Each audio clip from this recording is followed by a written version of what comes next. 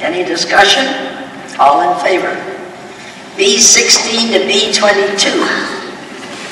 Any discussion? All in favor? B23 to 28. Thanks. All in favor?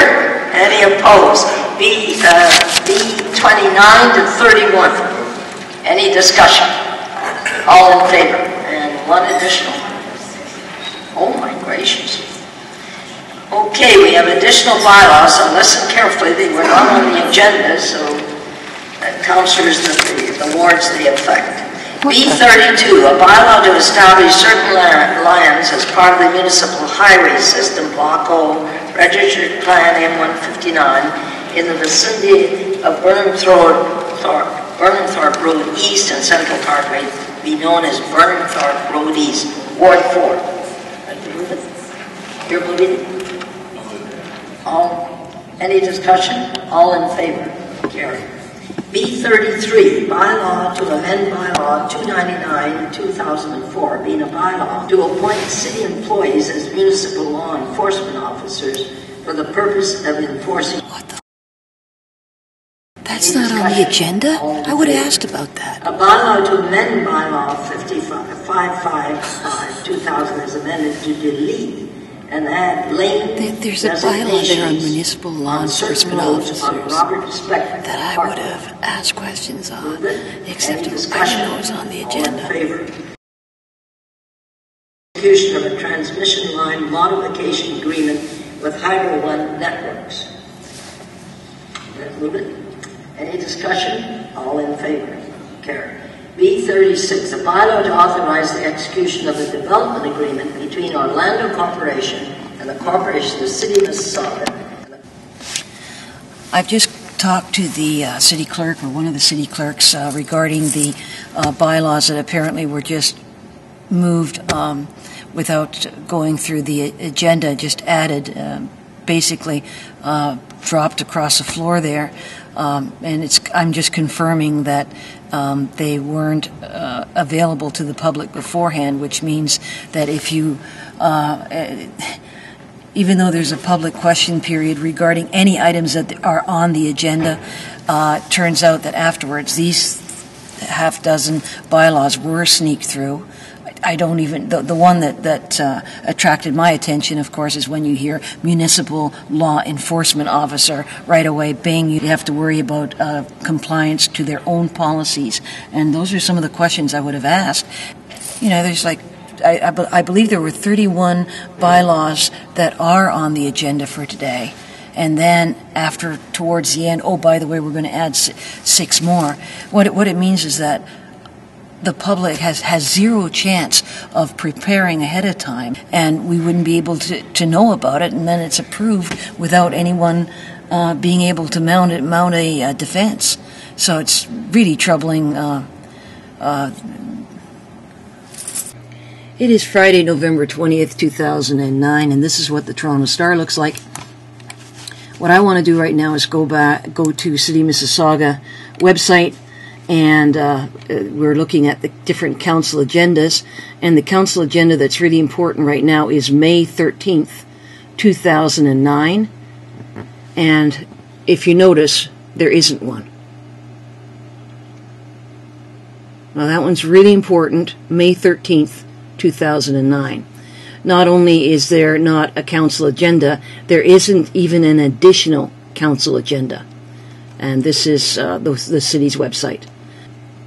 You see it says that today is Friday. Okay, so we'll go back. And so as of Friday, today, November the 20th, these are all the different agendas. We get June, but nothing for May 13th, 2009. We go now down to the minutes, May 13th. And when you click on it, and over here, you'll see bylaw 163/2009, and it says a bylaw to amend bylaw 0299 2004, so the last time it would have been done is 2004, being a bylaw to appoint city employees as municipal law enforcement officers for the purpose of enforcing municipal bylaws. This is a housekeeping matter. Now, that was handed to Mayor McCallion, and this would be all that they got. They would not have seen the bylaw. And I have video showing that I didn't even know that it was going to be introduced. So they rubber stamped this one. And what makes it different is that it was a bylaw. If you look, it says 2004. Yeah, I think it was amended in 2006. Here it is 2009.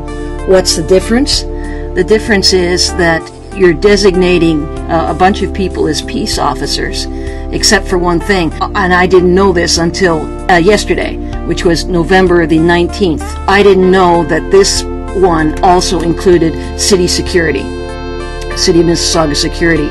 All of their personnel are also rubber stamped right here as peace officers. And by doing that